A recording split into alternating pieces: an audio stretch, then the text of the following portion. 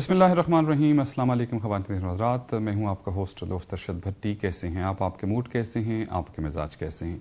Canada calling, radio Pakistan Toronto और TV1 Canada की मुश्तरका पेशकश है। पहले कुछ कम दौरानिया का प्रोग्राम था, आज से इसका दौरानिया हमने बढ़ा दिया है और कुछ तब्दीलियाँ भी की हैं। पूरे हफ्ते का न्यूज़ का राउंड अप हम आपके लिए पेश किया करेंगे, क्या कुछ हुआ दुनिया भर में, पाकिस्तान में, कनाडा में, और उसके बाद उनमें से कुछ टॉपिक्स पर हमारे एक मेहमान हमारे साथ होंगे, तज्ज़िया निगार, जिनसे हम गुफ्तगू किया करेंगे कुछ खास टॉपिक्स पे। लताफ़ सिद्दीकी साहब आज हमारे साथ होंगे, कैनेडियन एशियन न्यूज़ के चीफ एडिटर हैं और डॉन पाकिस्तान के कॉरेस्पॉन्डेंट हैं। उसके बाद दूसरे हिस्से में कौंसल जनरल ऑफ पाकिस्तान जनाब इमरान अली साहब हमारे साथ होंगे और कुछ कौंसलेट के हवाले से क्या कुछ वहाँ पर हो रहा है और क्या लोगों की कुछ शिकायत हैं, इस हवाले से बात करेंगे। इस तरह ये हमारा प्रोग्राम चलता रहेगा, लेकिन पहले बात करते हैं कुछ खास खबरों की। सुप्रीम कोर्ट ने नए वज़ीर-ए-आज़म को भी नोटिस जारी कर दिया है। NRO केस, वज़ीर-ए-आज़म पुराने यूसुफ रज़ा गिलानी गए, नए राजा परवेज़ अशरफ साहब आ गए, लेकिन मसाइल उनके लिए भी वही हैं और वो भी यही कहते हैं कि हम आइन के मुताबिक ही काम करेंगे। आइन क्या कहता है इसकी तौज़ीह डिफरेंट तरीके से की जाती है, अदलिया किसी और तरीके से, हुकूमत किसी और तरीके से, लेकिन देखिए जुलाई के पहले हफ्ते में क्या बात होती है। बात यहीं ख़त्म नहीं हुई, जबकि पाकिस्तान के सदर आसिफ ज़रदारी को भी लाहौर हाई कोर्ट ने ये कहा है कि वो 5 सितंबर तक अपना एक ओहदा छोड़ दें। वो पाकिस्तान भर के सदर हैं, पाकिस्तान पीपल्स पार्टी के नहीं हैं। ये बात पहले भी बहुत होती रही है, क्योंकि तमाम बड़े बड़े जो सियासी इत्तेहाद बनते हैं या गुफ्तगू होती है वो ऐवान सदर में होती है। देखिए इसका क्या जवाब सदर देते हैं। ये हो सकता है सितंबर तक इलेक्शन ही आ जाए और इसकी नौबत ही ना आए। नवाज शरीफ सिंध में हैं, लगातार सिंध पे उनकी तवज्जो है और कहते हैं कि इंतखाबात से पहले वसी तर इत्तेहाद वजूद में आ जाएगा। किन के साथ बनाएंगे ये खुदा बेहतर जानता है, कोशिशें उनकी जारी हैं, क्योंकि दूसरी तरफ इमरान खान का कहना है कि पार्लियामेंट में जितनी भी जमातें बैठी हैं उनसे इत्तेहाद मुमकिन नहीं है। जमात इस्लामी के अमीर से उन्होंने मुलाकात की है, हो सकता है कि जमात इस्लामी के साथ किसी हवाले से उनकी कुछ सीट एडजस्टमेंट हो जाए, लेकिन इमरान खान भी इस वक्त जो है पाकिस्तान भर के दौरों में है, तंजीमी तौर पर काम किया जा रहा है, न सिर्फ पाकिस्तान में बल्कि पाकिस्तान से भी बाहर। बहरहाल एक बड़ी कुव्वत के तौर पर वो उभर रहे हैं, लेकिन फैसला इलेक्शन में होगा कि इलेक्शन में अवाम किसको वोट देते हैं। बाज़ जो कुछ नजर आता है वैसा नहीं होता, लेकिन उम्मीद यही हो रही है कि इस दफा कुछ ना कुछ चेंज आएगी जरूर। कराची के हालात संभलने का नाम ही नहीं ले रहे हैं। पास दे के बात करनी पड़ती है कि रोजाना ऐसा कोई दिन नहीं गुजरता जब वहां पे लाशें न गिरें, लोग और बेगुनाह लोग जान से हाथ न धो बैठें। हुकूमत भी वहां बिल्कुल जो है बेबस सी नजर आती है और शायद वहां की सियासी पार्टियां भी, लेकिन जो लोग ये खेल खेल रहे हैं उनको इल्म में है कि वो क्या कर रहे हैं, उनको रोकने वाला फिलहाल कोई नजर नहीं आता। कराची के साथ साथ बलूचिस्तान में आप देखें तो पिछले हफ्ते में खास तौर पर वहां पे दहशतगर्दी के वाकयात में इजाफा हुआ है। इंटरनली कुछ फोर्सेज हैं, एक्सटर्नल वहां पे मसाइल हैं। हुकूमत और सिक्योरिटी की एजेंसीज अभी तक इस पे भी काबू पाने में कामयाब नहीं नजर आती हैं।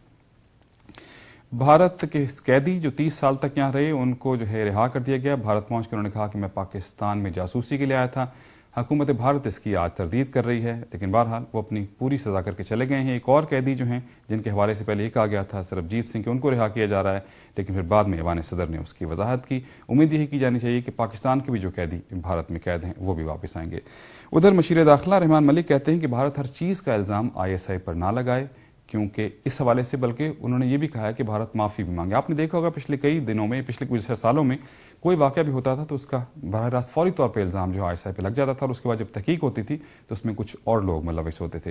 लेकिन पिछले महीनों में या सालों में एक चीज अच्छी हुई है कि पाकिस्तान के सिफारती सतह पर भी और अस्करी सतह पर भी आपस में ताल्लुकात भी हो रहे हैं और सूरत हाल बेहतर भी हो रही है, और इसका असर जो है तजारत पे भी पड़ेगा और जो दोनों मुल्कों के लिए बहुत ही जरूरी है। उम्मीद की जानी चाहिए आइंदा आने वाले दिनों में पाकिस्तान और भारत के ताल्लुकात बेहतर होंगे।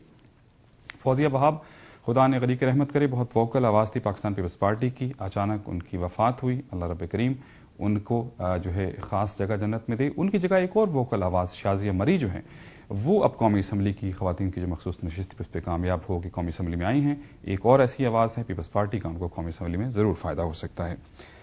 साबिक वज़ीर-ए-आज़म यूसुफ रज़ा गिलानी 151 मुल्तान से नाअहल करार दिए गए। वज़ीर-ए-आज़म भी ना रहे और मेंबर पार्लियामेंट भी ना रहे। इलेक्शन होने जा रहे हैं जुलाई में और उनके बेटे अब्दुल कादिर गिलानी जो कि मेंबर सूबाई असम्बली है उनको टिकट दिया गया है पीपल्स पार्टी की तरफ से। और उसके साथ साथ दो और मजबूत उम्मीदवार भी हैं, नून लीग के इसहाक बुच्चा और शौकत बोसन भी उसी हल्के से इलेक्शन लड़ रहे हैं। बज़ाहिर तो ऐसा लगता है कि उस इलाके में पाकिस्तान पीपल्स पार्टी की बड़ी मकबूलियत है, लेकिन अपसेट होगा या नहीं ये तो वक्त ही बताएगा। टफ मुकाबला हो भी सकता है।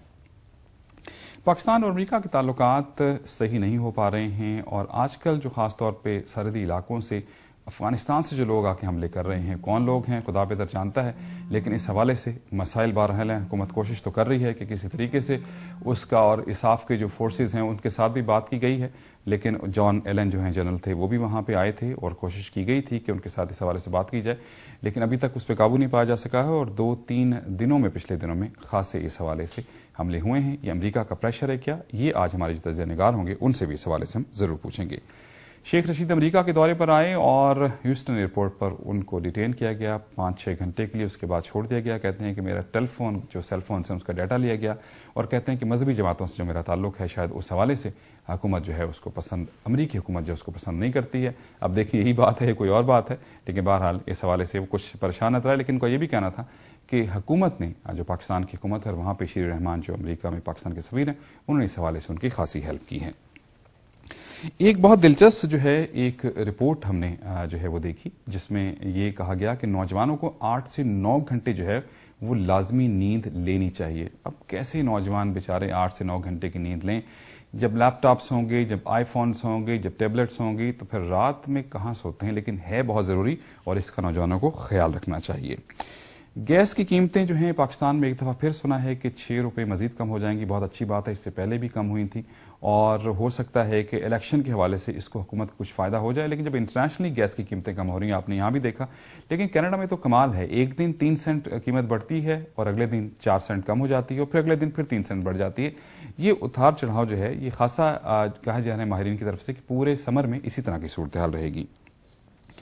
یورو کپ کا فائنل اٹلی اور اسپین کے درمیان کھیلا جائے گا. دونوں سیمی فائنل بہت زبردست رہے، لیکن اب دیکھیں اٹلی جیتتا ہے یا اسپین. 1 جولائی کو یہ میچ ہوگا. اسپین ڈیفینڈنگ چیمپئن ہے، اٹلی بھی بہت زبردست ہے. چلیے کوئی بھی جیتے ہم دونوں کے ساتھ ہیں کیونکہ بات تو فٹ بال کی ہے، ٹیموں کی نہیں. پاکستان اور سری لنکا کا دوسرا ٹیسٹ شروع ہو رہا گیا ہے، آج شروع ہو گیا ہے، لیکن پہلے ٹیسٹ میں 209 رن سے پاکستان ہارا، بہت بری شکست تھی. لیکن کہتے ہیں کہ اس میں امپائرز کے فیصلے ایسے تھے جس کی وجہ سے پاکستان کو شکست کا سامنا کرنا پڑا. چلیے دوسرے لوگوں کے لیے بھی ایسا ہے، سری لنکا کے لیے بھی کچھ تھے، لیکن واقعی اس میں دیکھا جائے تو پاکستان کے بیٹسمینوں کی کارکردگی تو بدترین رہی، لیکن امپائرز کی کارکردگی اس سے بھی بدترین رہی اور اس کی آفیشلی پاکستان نے شکایت بھی کی ہے. T20 ورلڈ کپ کے لیے 3 پلیئرز ایسے ہیں جن کے بارے میں کچھ خیال تھا کہ شاید ان کو شامل نہ کیا جائے، لیکن کامران اکمل کو بھی واپس بلا لیا گیا ہے. اس کے علاوہ 30 جو پرپوزڈ پلیئرز ہیں اس میں عبدالرزاق بھی اور عمران نذیر کا نام بھی ہے، اور میرے خیال میں یہ اچھی چوائس ہی ہے. ینگ ڈاکٹرز کی ہڑتال پاکستان میں پنجاب میں خاص طور پہ جاری ہے، بلکہ پنجاب ہی میں جاری ہے. لوگ یہ سوال کرتے ہیں کہ پیسہ اہم ہے یا پیشہ اہم ہے، لیکن بظاہر ایسا لگتا ہے کہ ڈاکٹرز کے لیے پیسہ زیادہ اہم ہے، چاہے مریض جو ہیں وہ کسی بھی حال میں رہیں. کاف لیگ کے وزیروں کی قطاریں ہیں، ڈپٹی پرائم منسٹر بھی چودھری فریز الہی صاحب بن گئے ہیں. فائدہ اس کا میرے خیال میں ان کو اس وقت ہے جب تک الیکشن نہیں ہوتے، کیونکہ الیکشن کے بعد جو ہے سیٹلمنٹ کے ساتھ ہی کاف لیگ کے لوگ سامنے آ سکتے ہیں، وگرنہ کاف لیگ کی بظاہر کوئی اہمیت خاص نظر نہیں آتی ہے. بنگلہ دیش میں سیلاب، لینڈ سلائڈنگ، سینکڑوں لوگ جو ہیں ہلاک ہوئے ہیں اور خدا کرے یہ صورتحال نہ رہے. آپ نے دیکھا ہوگا پچھلے سالوں میں پاکستان میں بھی خاصے سیلاب آئے تھے اور اس سے خاصا جانی نقصان ہوا تھا.